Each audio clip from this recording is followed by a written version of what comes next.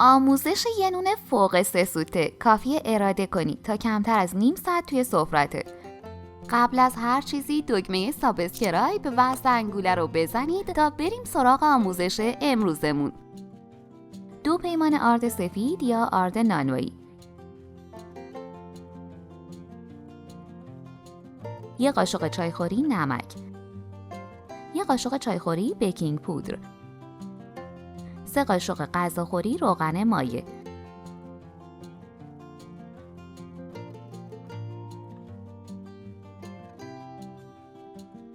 و آب رو تا جایی اضافه کنید که خمیر نرمی داشته باشید. عزیزان، تک تک لایک ها و کامنت های پرمهری که میذارید برامون بسیار با ارزشه. به ما انگیزه میده تا آموزش ها رو با اشتیاق بیشتری براتون تهیه کنیم.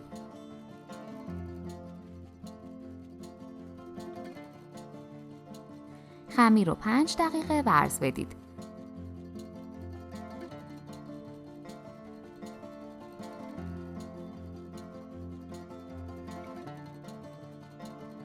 روش رو بپوشونید و 5 دقیقه استراحت بدید.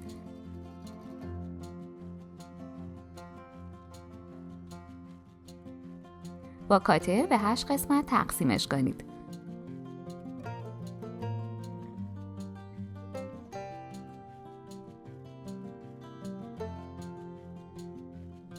هر قسمت رو چانه کنید.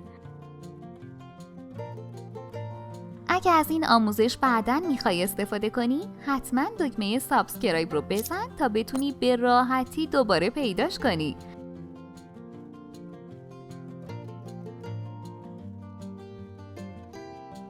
مجدداً روش رو بپوشونید و 5 دقیقه استراحت بدید. خمیرها رو با وردنه باز کنید.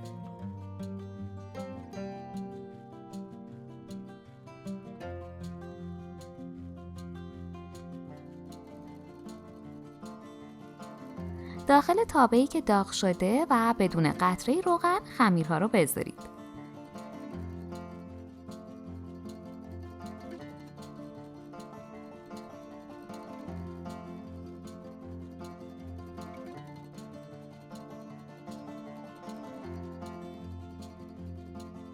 عزیزان، برامون خیلی جالبه که بنویسید از کدوم شهر یا کدوم کشور هستید و غذای معروف محل زندگیتون چیه.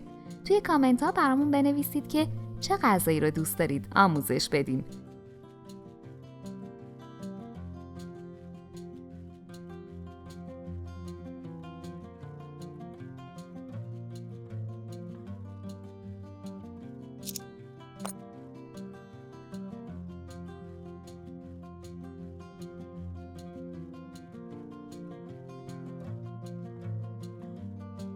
ببینید چه بافت نرمی داره، از طعمش هم که دیگه نگم براتون. نوش جان.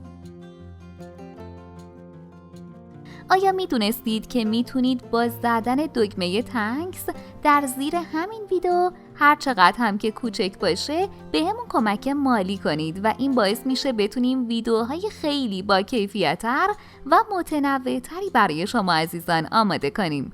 با این کمک مالی میتونید کامنتتون رو از بقیه متمایز کنید. ممنون از اینکه ویدیوهای ما رو لایک میکنید و انگیزه میدید تا آموزش‌های بیشتری تهیه کنیم. ما همیشه منتظر نظرات خوب شما عزیزان در کامنت ها هستیم.